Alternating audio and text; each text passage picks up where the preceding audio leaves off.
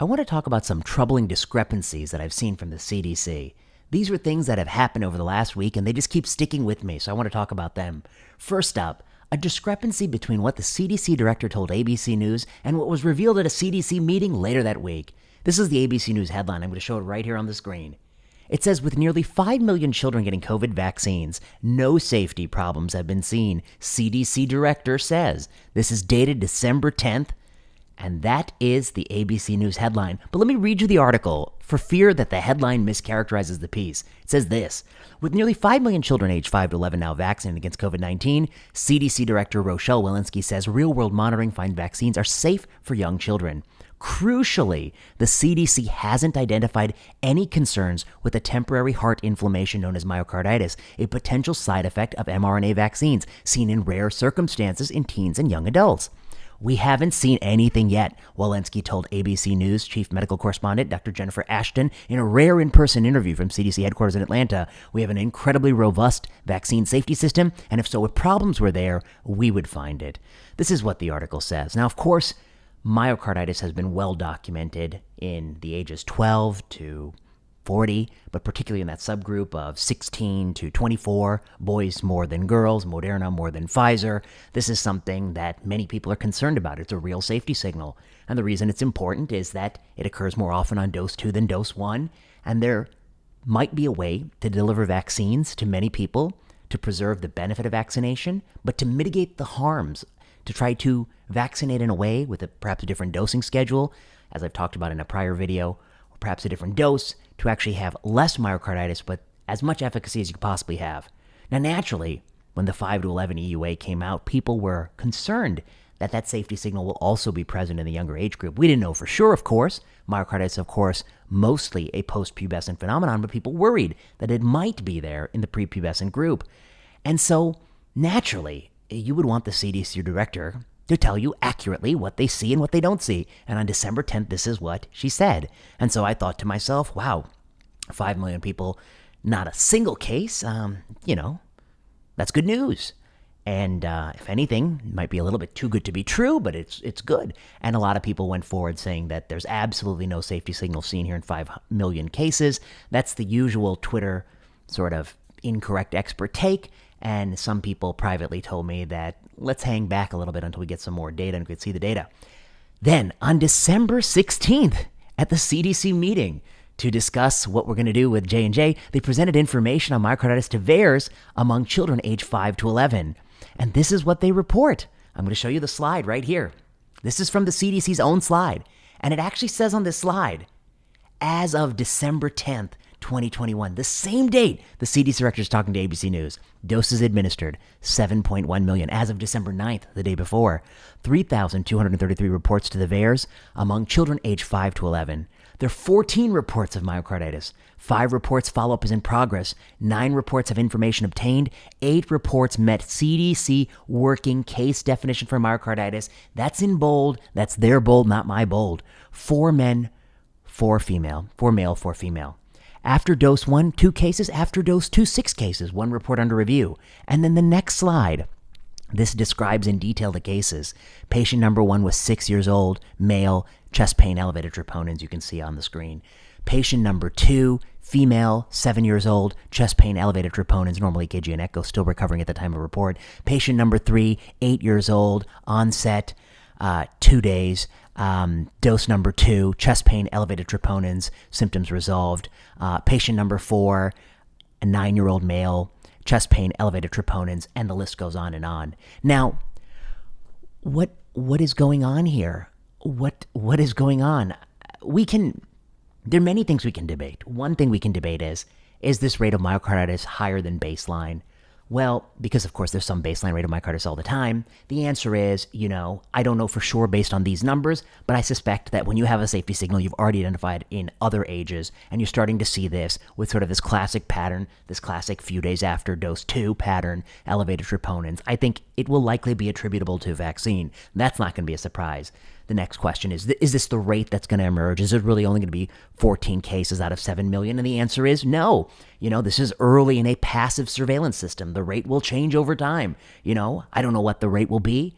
I personally think It will likely be the case that 16 to 24 has the peak rate, so I don't think it'll be as high as that. That's just a guess. But I think there will be some rate here. But put all that aside, what is going on with the CDC director's statement to ABC News? When she was talking to ABC, she said specifically, we have an incredibly robust safety system, and if problems were there, we would find it. And, quote, we haven't seen anything yet.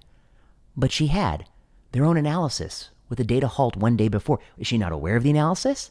Does she not know what analyses are being performed in the CDC? That's not going to be good.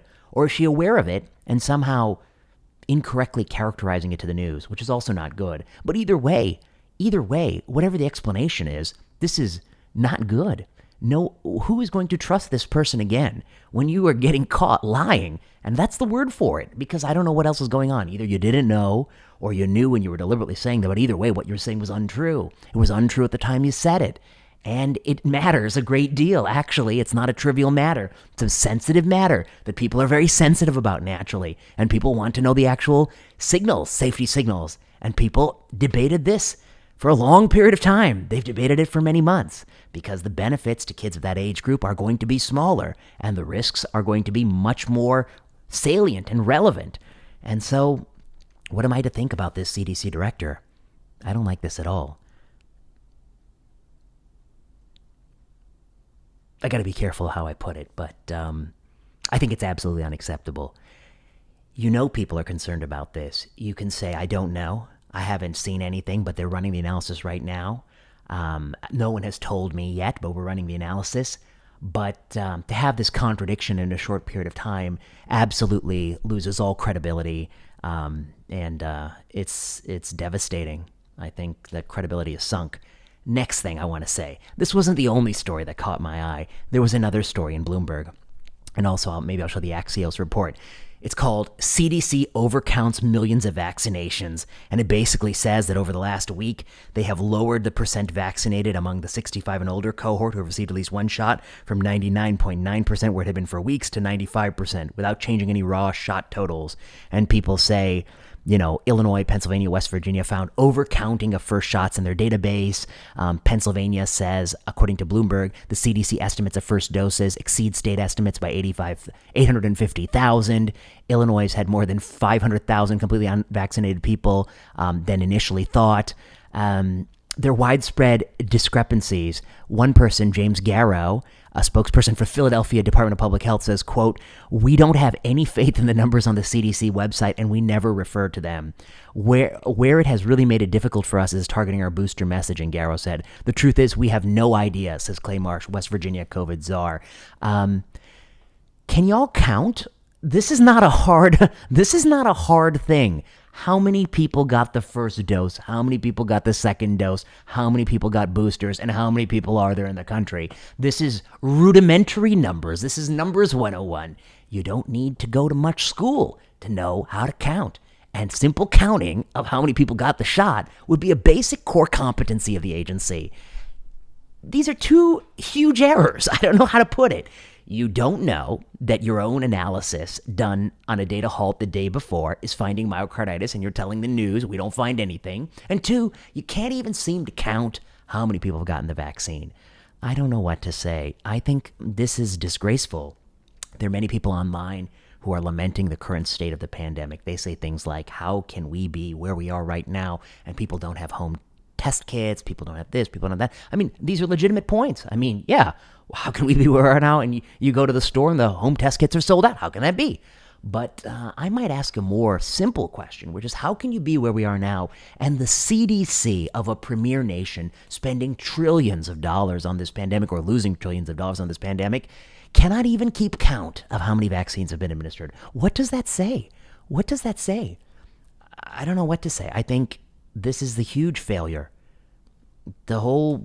Anyone responsible for this should be summarily fired, and we should get new people in charge, because this is a huge failure. You can't even tell me how many vaccines were given. You have no clue. You're inaccurate. Other agencies are literally saying that they cannot trust your numbers.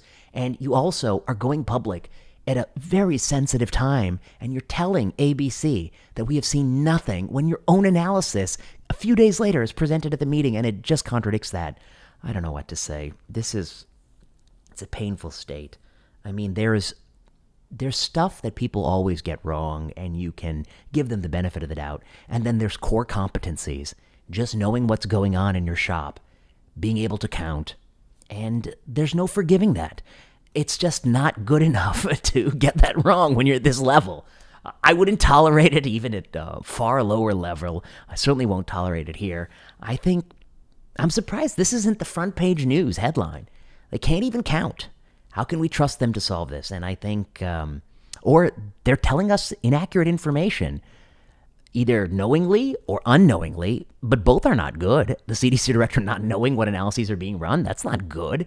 Or knowingly telling you a deception, perhaps to encourage vaccination, that's not good either. Neither is good. So these are things I saw this last week, and like a pebble in my shoe, it just keeps irritating me. And I've tried to be quite polite in how I frame my characterization of these positions, but there is no justification. There's no one who's going to be able to excuse these failures. These are huge failures, catastrophic failures. If they happened under the last guy, it would be the biggest news story you'd ever hear. But because it's happening now, it is really ignored and forgiven, and I find that to be deeply problematic, even as someone who I've repeatedly said, and is true, identifies as strongly left of center, somebody who wants to see really true reform in the economic systems in this country. So that's what you get on this channel. If you like this video, like, subscribe, comment, leave a message below. I'll be back to talk about some other things that have caught my eye recently, but thematically they don't fit with this. This is really CDC blunders, and until next time.